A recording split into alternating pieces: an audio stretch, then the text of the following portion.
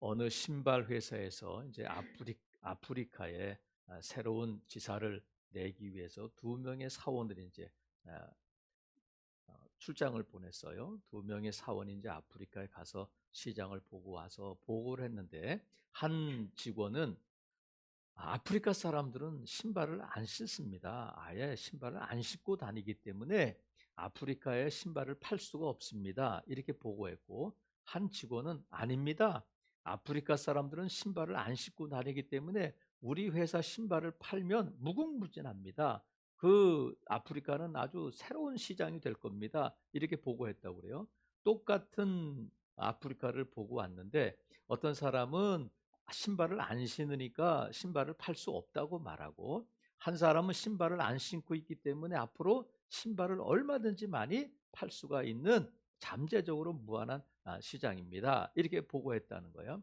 그럼 물을 마실 때 물이 컵의 반쯤 이렇게 있어요. 그러면 어떤 사람은 그 컵을 볼 때에 물이 아직 반이 남았구나, 이렇게 말하는 사람도 있고, 어떤 사람은 물이 반밖에 남지 않았네, 이렇게 보는 사람도 있단 말이죠. 그러니까 똑같은 삶을, 똑같은 현상을 보는데 그 현상을 어떻게 해석하느냐에 따라서 완전히 다른 것이 되는 거예요. 신발을 팔 수 없다? 아니, 신발을 무궁무진하게 팔 수 있다? 물이 반밖에 안 남았다? 물이 아직도 반이나 남았다. 똑같은 것을 보면서 어떻게 해석하느냐에 따라서 완전히 달라지는 거예요. 물건을 팔 수 없다고 하면 지사를 설치할 수 없고, 물건을 팔 수 있다고 생각하면 지사를 설치해서 거기다가 수출을 할 수 있단 말이죠. 여러분, 앞으로 부동산은 어떻게 될 것 같아요? 많은 전문가들이 부동산이 올라간다, 부동산이 떨어질 것이다, 이렇게 말해요. 주식은 어떨 것 같아요? 우리나라 주식이 더 올라갈 것인가? 아니면 지금은 조정기이고 아니면 떨어질 것인가?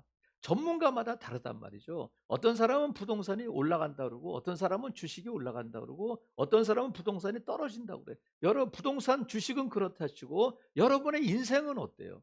우리 인생은 올라갈 것이냐, 내려갈 것이냐, 똑같은 현상을 보고 있는데 해석에 따라 달라진단 말이죠. 내 삶을, 내 하루의 삶을, 내 과거를 어떻게 해석할 것인가, 그것에 따라서 우리의 삶이 완전히 다른 삶이 될 수 있다. 오늘 본문이 그것을 단적으로 말해주고 있는데, 오늘 본문은 이스라엘의 2대 임금인 다윗 왕이 맨발로 도망가고 있는 장면이에요. 왕이 왜 도망갈까? 왜 도망가느냐면, 다윗 왕의 셋째 아들인 압살롬이 반역을 일으키고 아버지를 몰아내고 내가 왕이 되었다 해가지고 자기가 왕이라고 선포하고 지금 왕을 죽이기 위해서 예루살렘 성으로 오고 있으니까, 그 소식을 듣고는 다윗이 부하들을 데리고 도망가자 해가지고 맨발로 왕궁을 벗어나서 지금 도망가고 있는 장면이에요.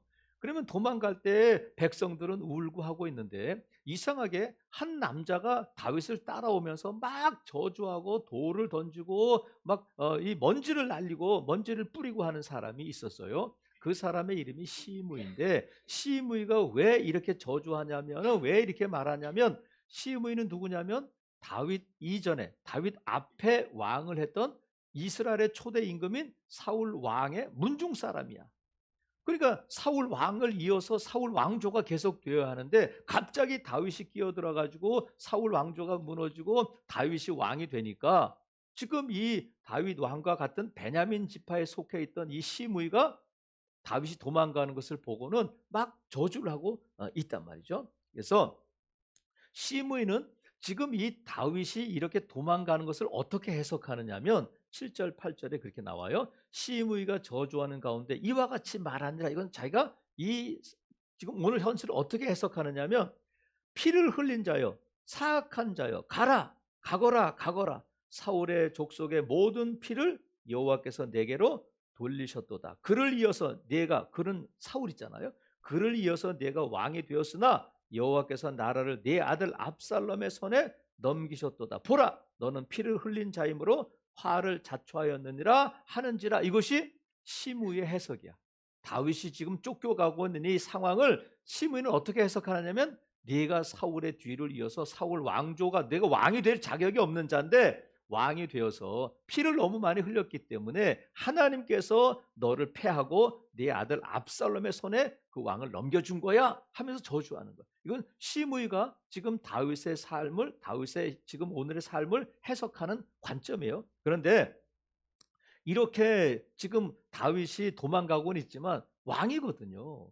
왕이고 그 앞에 부하들이 있고 함께하는 백성들이 있는데 아무리 지금 도망가는 왕이라 할지라도 왕에게 이렇게 할 수는 없잖아요. 근데 이 다윗 왕의 군대 장관이었던 9절에 보니까 수루의 아들 아비새가 군대 장관이에요. 군대 장관이 왕께 뭐라고 말하냐면 이 죽은 개가 어찌 내 주 왕을 저주하리까? 청하건대 내가 건너가서 그의 머리를 베게 하소서 하고, 이것은 아비새의 해석이야. 어떻게 하냐면 죽은 개다. 저건 어떻게 죽은 개 같은 저게 지금 왕을 저주할 수 있느냐? 내가 가서 저를 처치하겠습니다 하고, 이것이 아비새의 해석이에요. 근데 시므이는 이렇게 해석하고 아비새는 자기 지금 현재 상황을 이렇게 해석하지만 다윗은 자기 현재 상황을 어떻게 해석하냐면 11절에 보니까 이 자기 삶을 일단 자조적으로 말해요. 또 다윗이 아비새와 모든 신하들에게 이르되 내 몸에서 난 아들도 내 생명을 헤아려 하거든, 이렇게 말해요. 그러니까 자기가 낳은 세 번째 아들인 압살롬이 자기를 죽이겠다고 지금 반역을 일으키고 자기가 왕이 되겠다고 반역을 일으킨 상황에서 누구를 탓할 수 있겠느냐 하면서 자조 섞인 말을 하면서 이 자기의 현재의 상황을 어떻게 해석하느냐면 10절에 보니까 왕이 이르되 스루의 아들들아 내가 너희와 무슨 상관이 있느냐, 이 말씀은 내가 너희와 무슨 상관이 있느냐 하는 이 말씀은 어떤 뜻이냐면 내 생각은 너희와 다르다, 이거예요. 그러니까 너는 이렇게 해석하지만 내 생각, 내 해석은 다르다 하고 다윗이 말하는 거예요. 그러니까 시므이가 현재를 보는, 다윗의 현 상황을 보는 해석과 아비새가 보는 해석과 나는 다르다 하고 다윗이 말하는데, 다윗은 자기의 현재 상황을 어떻게 해석하느냐면, 자, 왕이 이르되 10절 스루의 아들들아 내가 너희 무슨 상관이 있느냐, 난 다른데 그가 저주하는 것은 여호와께서 그에게 다윗을 저주하라 하심이니 내가 어찌 그리하겠느냐 할 자가 누구겠느냐 하면서 시므이를 저주하게 한 사람이 누구냐면 하나님께서 그렇게 하셨다는 거야. 여러분, 하나님께서 시므이를 시켜서 다윗을 저주하라고 하셨을까 안 하셨을까? 그러실 리가 없지. 근데 다윗은 그럼 그렇게 해석하는 거예요. 그러면서 뭐라고 말하면 12절 어떻게 해석하느냐면 혹시 여호와께서 나의 원통함을 감찰하시니 오늘 그 저주 때문에 여호와께서 손으로 내게 갚아주시리라 하고 현재 자기 도망가는 이 비참한 상황을 하나님께서 선으로 갚아주시고 선으로 바꿔 나가시는 과정이라고 보고 있는 거예요. 그러니까 다윗이 아이고 어떻게 내가 이렇게 됐을까, 어떻게 저딴 것들한테 내가 이런 비난을 받고 저주를 받고 내 형편이 어떻게 이렇게 됐냐, 내 아들 녀석이 어떻게 나를 죽이고 내가 왕이 되겠다고 어떻게 이런 상황이 있을 수 있느냐 하면서 비난하고 원망하고 낙심하고 좌절하고 하는 것이 아니라 다윗은 자기의 인생을, 자기 현 상황을 어떻게 해석하느냐면 하나님의 관점에서 자기를 보는 거예요. 내가 나를 보고 시므이가 자기를 보고 아비새가 자기를 보고 백성들이 다윗을 보면서 어떻게 생각하든지 간에 다윗은 자기 현 상황을 어떤 관점에서 본다고요? 하나님의 눈으로 보는 거야. 하나님의 관점에서 보는 거야. 하나님이 시키셨으면 당해야지. 그건 뭐냐면 나도 잘못한 것이 있다, 저주받아 마땅하다, 나는 전혀 잘못한 것이 없다, 이게 아니라 그래 저주받아 마땅한 자지 하면서, 하지만 하나님께서 이것을 선으로 갚아주실 것이다 하고 하나님의 관점에서 자기의 형편을 바라보고 있단 말이죠. 근데 다윗은 오늘뿐만이 아니라 지금 이 도망가는 상황에서 뿐만이 아니라 다윗은 압살롬에게 도망가는 것은 처음이 아니라 사울 왕에게 10년 넘게 쫓겨다녔잖아요. 사울이 다윗을 죽이기 위해서 여기저기 다윗을 찾아다녔어요. 그래서 산으로도 가고 들로도 가고 이민도 가보고 외국에도 가보고 여기저기 피해 다녔는데 사울이 다윗을 찾으러 다니다가 다윗이 사울을 죽일 수 있는 기회가 두 번이 있었어요.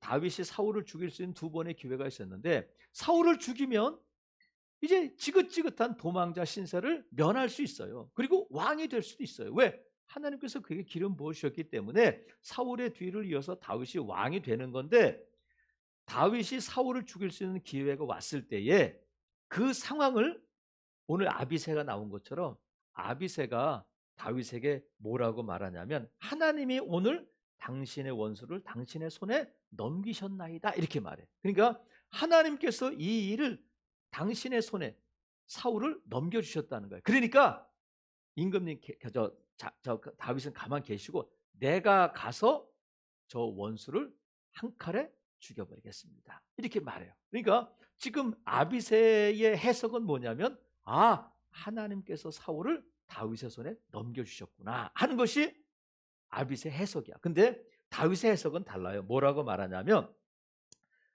죽이지 말라. 누구든지 손을 들어 여호와의 기름 부음 받은 자를 치면 죄가 없겠느냐 하고, 여호와의 기름 부음 받은 자는 사람이 임으로 하면 안 된다는 거야. 그러면서 뭐라고 말하냐면, 다윗이 또 이르되 여호와께서 그를 치시리니 혹은 죽을 날이 이르거나 또는 전장에 나가서 망하니라, 이렇게 말해요. 하나님께서 그를 죽이시거나 전쟁에 나가서 망하게 하실 것이다 하고 하나님의 손에 맡긴단 말이에요. 아비새는 하나님이 맡기셨으니까, 이런 일을 허락하셨으니까, 당신의 손에 넘기셨으니까 죽이셔야 돼요. 하지만 다윗은 뭐라고 말하냐면, 하나님이 기름 부어 세우신 종을 내가 죽일 수는 없다. 그러면 죄가 된다. 하지만 하나님께서 그를 죽이시거나 전쟁에서 망하게 하실 것이다 하고 하나님의 손에 맡긴단 말이죠. 그러니까 다윗은 사람들의 시각으로, 사람들의 시선으로, 백성들의 시선으로, 자기를 섬기는 장군의 시선으로 자기나 자기 현 상황을 보는 것이 아니라 누구의 시선으로 봤다고요?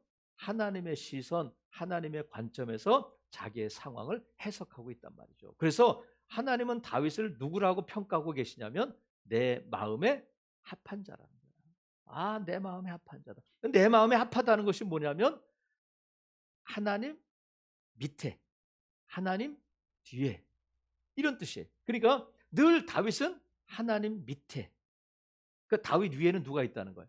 하나님이 계시고, 늘 말씀 밑에, 늘 말씀이 다윗의 상황과 다윗의 생각과 다윗의 감정과 다른 사람들의 판단 위에 누가 있느냐면 하나님이 계시고 하나님의 말씀이 있었다는 거야. 그래서 다윗은 늘 자기의 상황을 해석할 때도 말씀대로 하나님의 관점에서 자기의 인생을 보고 해석했다는 거야. 그래서 하나님께서 다윗을 내 마음에 합하다 이렇게 부르고 계시단 말이죠. 그럼 여러분, 성경에 보면 다윗만 그랬을까?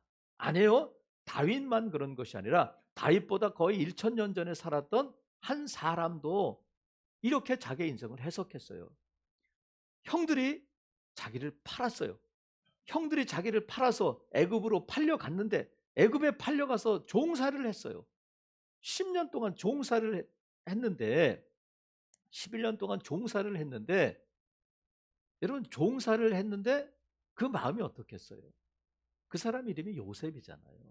요셉이 형들에게 팔려서 애굽에 가서 보디발의 집에서 종살이를 해요. 그런데 그 보디발의 아내가 요셉을 유혹해가지고 나랑 잡시다, 나랑 사귀시다 막 하니까, 하루는 요셉이 아무도 없을 때에 그 보디발의 아내 방에 들어갔는데, 유혹하니까 자기 옷을 잡고 끌어서 막 자기 침실로 이끄니까 안 돼요 하고 옷이 벗겨지는 걸 개의치 않고 도망갔잖아요. 그 보디발의 아내가 자기 남편이 퇴근하고 왔을 때, 여보, 당신이 데리고 온 저 히브리 노예가 나를 겁탈하려고 해서 내가 소리쳤더니 이 옷을 벗어버리고 도망갔어요 해가지고 어떻게 해요? 감옥에 갇히게 됐잖아요. 감옥에 갇혀가지고 2년 동안 있는 동안에 이 바로 왕의 관원들을 꿈을 해석해 주잖아요. 그중에 술 맡은 관원은 복직 될 겁니다 해가지고 복직이 됐는데, 요셉이 부탁했어요. 당신이 복직되고 다시 바로에게 술을 올리는 그 관원의 자리에 가게 되면 나를 꼭 좀 기억해 주세요. 죄가 없이 나는 감옥에 갇혀 있으니까 내가 이 감옥에서 나오도록 나를 좀 도와주세요. 기억해 주세요. 이렇게 말했는데, 술 맡은 관원이 히브리 노예를 안중에도 없는 거죠. 궁중에서 일이 얼마나 많고 얼마나 바빠요. 잊어버렸어요. 요셉은 늘 그 술 맡은 관원이 자기를 구해줄 것을 기다리고 있었는데 2년 동안 기다려도 아무 소식이 없었는데 결국은 요셉이 누가 됐냐면 바로 왕의 꿈을 해석해주고는 총리가 되잖아요. 총리가 되었을 때 여러분이 만약에 그런 요셉의 입장이라면 총리가 되었을 때에 제일 먼저 누가 떠오르겠어요? 보디발 불러와라. 자기 밑에 총리 밑에 있으니까 보디발 불러와라. 너 그때 네 아내를 믿었어? 나를 믿었어? 하나님이 나와 함께 하시는 걸 알았어? 몰랐어? 이렇게 할 수 있잖아요. 보디발의 아내는 사시나무 떨듯이 요셉 앞에 왔을 거 아니야. 이제 나는 죽었구나. 술 맡은 관원은 어때요? 지가 아무리 높아도 총리보다 높진 않잖아. 바로 밑에 총리인데 바로 밑에 바로 총리. 그러네. 바로 밑에 바로 왕 밑에 바로 요셉이 총리가 된 거잖아요. 근데 보디발의 아내를 부르지 않았어요. 그리고 술 맡은 관원을 해임시키지 않았어요. 왜 그랬을까? 그 이유를 나중에 알게 되는데 이 애굽 땅에 흉년이 들잖아요. 흉년이 들어가지고 애굽 땅에만 흉년이 든 것이 아니라 요셉의 고향인 가나안 땅에도 흉년이 들어가지고 형들이 곡식을 사러 왔는데 형들은 몰라. 근데 요셉은 알아요. 나중에 요셉이 형들에게 자신의 신분을 밝히잖아요. 형님, 제가 요셉이요. 당신들이 나를 팔았던 요셉이에요. 근데 보니까 진짜 요셉이야. 총리의 옷을 입었지만 옛날에 그 모습이 그대로 남아있는 거예요. 그러면 형들이 애굽의 총리가 된 요셉을 볼 때 그 마음이 어떻겠어요? 이제 죽었구나. 이제 드디어 이제 죽는 날이 왔구나. 그렇게 생각했을 텐데 이게 형들의 해석은 그거예요. 우리가 팔았는데 이제 우리가 죽게 생겼구나. 이게 형들의 해석인데 요셉은 그렇게 하지 않고 형들에게 뭐라고 말하냐면 당신들이 나를 이곳에 팔았다고 해서 근심하지 마소서, 한탄하지 마소서. 이게 형들의 형제의 모습이야. 현재 해석이야. 근심하고 죽었구나, 한탄하, 왜 그랬을까 하고 후회하고 있는데 요셉이 뭐라고 말하냐면 하나님이 생명을 구원하시려고 나를 당신들보다 먼저 보내셨나이다. 이렇게 말하면서 형들을 위로해요. 자, 요셉을 이곳에 보낸 분이 누구라고요? 하나님이 나를 당신들보다 먼저 보내셨다는 거야. 근데 요셉은 누가 팔았어요? 형들이 팔았잖아요. 형들이 팔은 것은 형들의 해석이지만 요셉은 팔린 자가 아니라 보냄을 받은 자라고 자기 인생을 해석하고 있는 거예요. 그래서 야곱이 드디어 아버지 야곱이 죽었을 때에 형들이 이제는 진짜 죽었다. 우리를 지켜주던 아버지가 죽었으니까 저 요셉이 우리에게 이제 원수를 갚을 것이다 해가지고 형들이 와서 무릎 꿇고 빌어요. 용서해 주세요. 잘못했어요. 그럴 때에 요셉이 뭐라고 말하냐면 요셉이 그들에게 이르되 두려워하지 마소서. 내가 하나님을 대신하리까. 이렇게 말. 누구를 대신하냐고요? 하나님을 대신한다는 거예요. 그게 무슨 뜻이냐면 당신들은 나를 해하려고 하였으나 하나님은 그것을 선으로 바꾸사 오늘과 같이 많은 백성의 생명을 구원하게 하시려 하셨나니 이렇게 말해요. 하나님을 대신할 수 없는데 당신은 나를 해하려고 했잖아요. 죽이려고 했고 애굽에 팔았는데 하나님이 그것을 뭐로 바꿨다고요? 선으로 바꾸셨다는 거야. 다윗도 말해 하나님이 이것을 선으로 바꾸셔서 선으로 바꾸셔서 나를 감찰하시고 선으로 내게 갚아주시리라 하고 시므의 저주를 들으면서 하나님이 선으로 바꾸실 것을 기대해요. 자, 하나님이 다윗의 삶도 요셉의 삶도 선으로 바꾸셨는데 다윗이 쫓겨다니고 다윗이 압살롬을 피해서 도망가고 시므이라는 개 같은 자가 돌을 던지고 먼지를 날리면서 따라오면서 막 저주하는 거예요. 피 흘린 자여 가라 꺼져버려 막 이렇게 저주할 때에 여러분 그 마음이 어떻겠어요? 그리고 하나님이 함께 하셔서 요셉이 형통했는데 형통하다고 해서 노예는 노예예요. 여러분 형통해서 노예가 주인이 되는 건 아니에요. 감옥에 갇힌 죄수가 간수가 되는 건 아니에요. 노예는 뭐라고요? 노예는 노예야. 죄수는 죄수예요. 그런 상황 가운데서 다윗이 쫓겨다닐 때에 아무리 하나님과 함께 하신다고 해서 쫓겨다닐 때 들에서 잠자는 것이 호텔에서 자는 것 같지는 집에서 자는 것 같지는 않단 말이에요. 근데 다윗, 요셉은 쫓겨다니는 그 피곤한 삶, 불안한 삶을 무엇으로 생각하느냐면 하나님이 선으로 바꿔 나가시는 과정이라고 생각했어요. 요셉이 보디발의 집에서 노예 생활을 하고 또 힘든 일을 하고 감옥에 갇혀서 죄수로 있을 때에 요셉은 어떻게 자기의 삶을 해석했느냐면 비참하다, 억울하다 이렇게 하지 않고 하나님께서 자신의 삶을 선으로 바꿔 나가시는 과정으로 해석했다는 거예요. 똑같은 삶인데 그럼 보세요. 하나님이 그것을 선으로 바꾸셨다 하는 거 익숙하지 않아요, 여러분? 로마서 8장 28절 우리가 너무 잘 알고 있잖아요. 우리가 알거니와 하나님을 사랑하는 자 곧 그의 뜻대로 부르심을 입은 자들에게는 모든 것이 합력하여 선을 이룬다. 자, 우리가 알거니와 여러분 알아요, 몰라요? 아시는 분만 한번 아멘 해보세요. 우리가 알잖아. 뭘 아느냐면 하나님을 사랑하는 자. 누가 하나님을 사랑하냐면 그의 뜻대로 부르심을 입은 자들이 하나님을 사랑하는 자. 저와 여러분은 하나님을 사랑해요, 안 사랑해요? 나는 하나님을 사랑하십니다 하시는 분만 아멘. 우리가 어떻게 하나님을 사랑할 수 있느냐면 하나님께서 저와 여러분을 사랑하시고 택하 주셔서 예수 그리스도를 믿고 하나님의 자녀 삼아 주셨다. 예수님께서 십자가를 지심으로 우리의 죄를 담당하시고 우리의 저주를 담당하셨다. 그것을 믿기만 하면 하나님의 자녀가 된다. 우리가 그 예수님을 믿고 예수님의 십자가를 믿고 하나님의 자녀가 되었는데 이것을 뭐라고 부르냐면 복음이라고 부르는 거예요.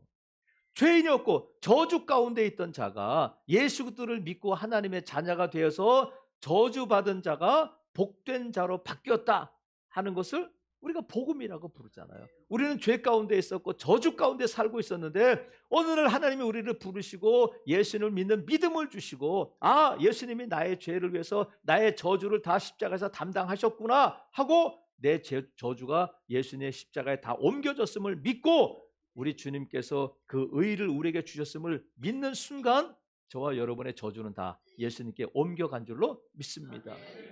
그래서 예수님을 통해서 하나님께서 우리에게 복을 주셔서 영생을, 천국을 유업으로 주신 줄로 믿습니다. 그래서 우리가 이제는 예수 그리스도를 믿는 순간 우리의 인생의 해석의 방법이 달라지는 거예요.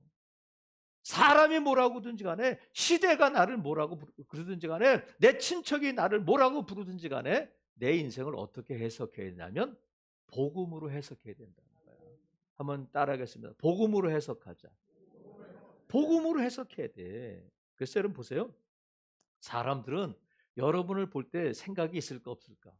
관심이 있다면 생각이 있어요.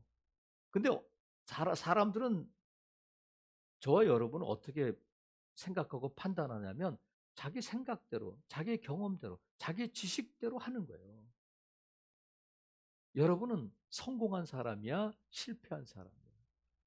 여러분, 저는 실패한 목회자야? 성공한 목회자야? 어떤 사람은 그러겠지. 아니, 여태 했는데 아직도 70년이야.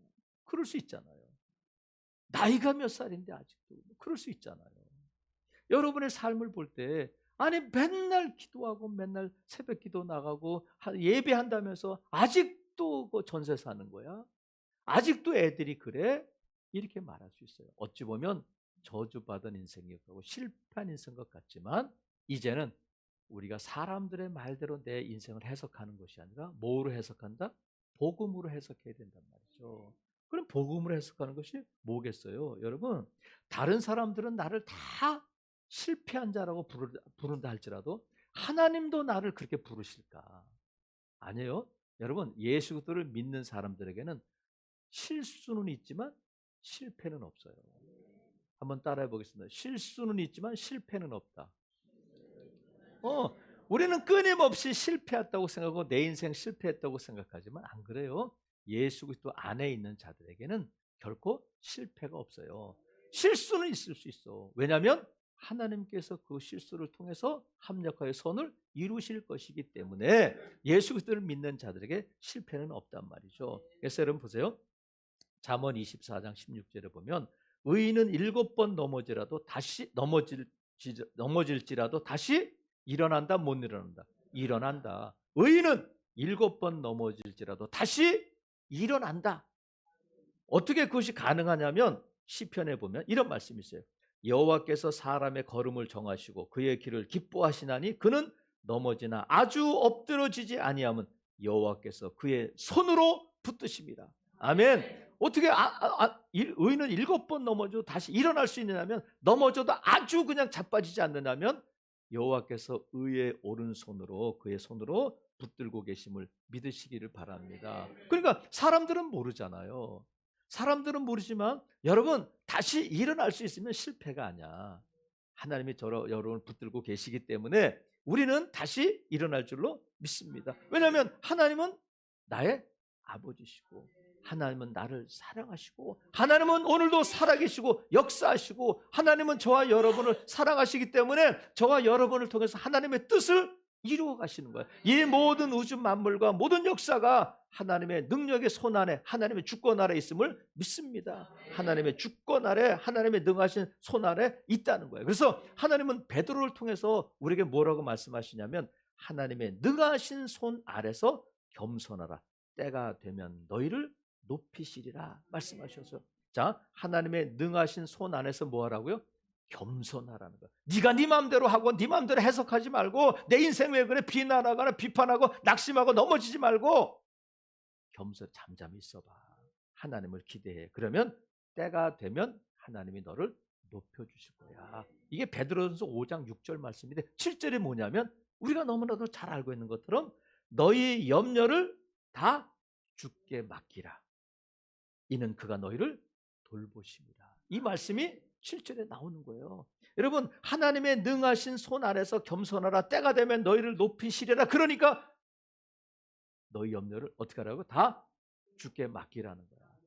왜? 하나님이 너희를 지금 돌보고 계셔. 너무 염려하지 마. 너무 눈물 흘리고 너무 밤잠 설치고 그러지 마. 하나님 말씀하셔요. 사랑하시는 성도 여러분, 다윗도 요셉도 하나님이 이 모든 자기의 현재의 삶을, 자기 현재의 상황을 선으로 바꾸실 것을 믿었어요. 하나님께서 이루실 일들의 과정 가운데 있다.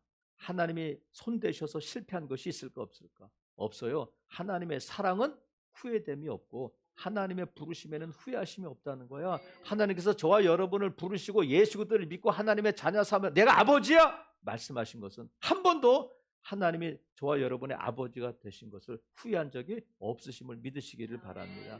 그래서 내 모습을 통해서 자꾸 나를 해석하지 말고, 사람들의 시각으로 나를 해석하지 말고, 복음으로, 하나님의 시선으로, 하나님의 관점으로 저와 여러분의 현재 상황을 해석할 수 있기를 바랍니다.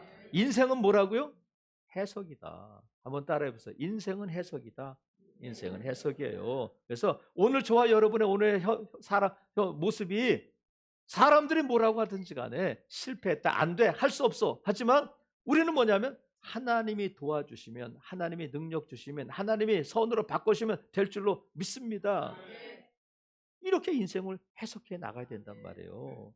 여러분, 하나님은 오늘도 살아계시며 역사하시고 저와 여러분을 통해서 하나님의 뜻을 이루어 가시는 아버지신 줄로 믿습니다. 나를 통해 하나님의 뜻을 이루어 가시니까 여러분 자신을 너무 비하시키지 말아요. 너무 여러분을 별 볼 일 없는 존재로, 여러분의 자녀들을 별 볼 일 없는 존재로 여기지 않기를 바라요. 하나님께서 독생자 예수 그리스도를 십자가에 못 박으시며 저와 여러분을 그런 존재로 만드시기 위해서 창조하시고 부르신 것이 아니다. 예수님의 핏값으로 사시고 예수님의 생명으로 바꾸신 존귀한 자다. 결국은 저와 여러분의 삶을 통해 하나님 영광 받으실 줄을 믿어요. 합력하여 선을 이루시고, 내가 예전에 예수님을 모를 때는 몰랐는데, 사람들의 시각으로 나를 해석했는데, 이제는 복음으로, 십자가로, 하나님의 관점으로 여러분의 인생을 해석할 수 있기를 바랍니다. 그럼 완전히 달라지는 거예요. 인생은 해석이니까 여러분 실패자라고 생각하면 실패자가 되는 거예요. 우리 애들 안 된다고 생각하면 안 되는 거, 아니면 주님 안에서 가능하다, 우리 주님이 도와주시면 된다 하면 될 줄로 믿습니다. 일본에는 아오모리라고 하는 마을이 있는데, 아오모리 현도 있잖아요. 뭐로 유명해요? 사과로 유명해.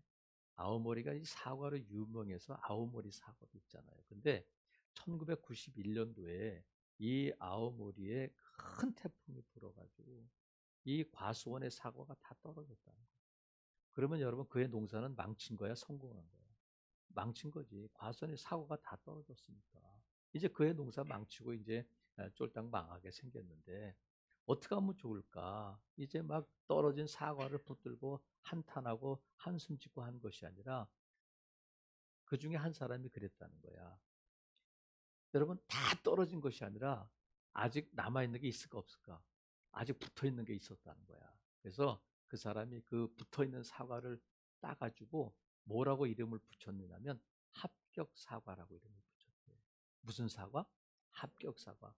바람이 태풍이 그렇게 불었는데 끄떡없이 살아있는 이 사과는 정말 좋은 사과다. 그래가지고 무슨 이름을 붙였다고요? 합격사과라는 이름을 붙여가지고 시장에 팔았는데 떨어진 일반 작년에 팔았던 사과보다 몇 배나 비싸게 팔렸을까? 10배 비싸게 팔렸다는 거야. 놀래지도 않아. 11배라면 놀랄까? 그래서 이 다 떨어진 것 같았는데 남아있는 사과를 해가지고 합격 사과라고 이름을 붙여서 팔았더니 지난해 매출하고 똑같아졌다는 거야.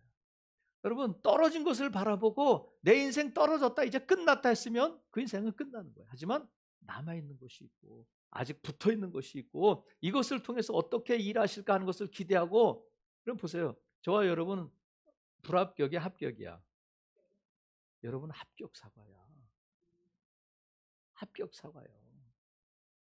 떨어진 사과를 하나님이 붙여주셨어.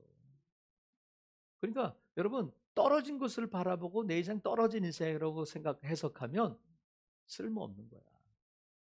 그러니까 여러분 자신을 하나님의 관점에서 내가 생각하는 나와 하나님이 생각하는 나와 사람들이 생각하는 나와 또 악한 것들이 나에게 심어준 나의 모습은 다르다. 넌 할 수 없어. 넌 별 볼 일 없어. 넌 쓰레기야. 이건 누구의 해석이야? 사탄의 해석이에요.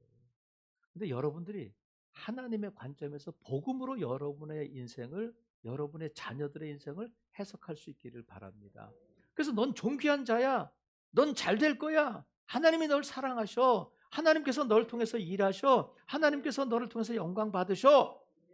여러분 자신에 대해서도 존귀한 자로 복음으로 여러분을 해석할 수 있기를 바랍니다.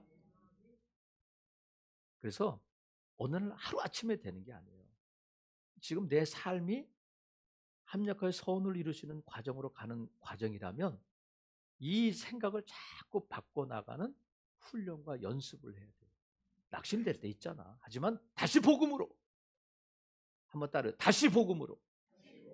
넘어질 때 있잖아요. 하지만 다시 복음으로 일어서는 거예요. 자꾸 하다 보면 저와 여러분의 인생이 하나님의 관점에서 하나님께서 복 주시는 모습으로 바꿔나가고 결국은 하나님이 합력하여 선을 이루실 줄로 믿습니다. 복음으로 여러분의 인생을 해석하고 하나님이 예비하시고 하나님이 기뻐하시는 하나님께 영광 돌리는 삶을 사는 복된 성도들 되시기를 주님의 이름으로 축복합니다. 아멘.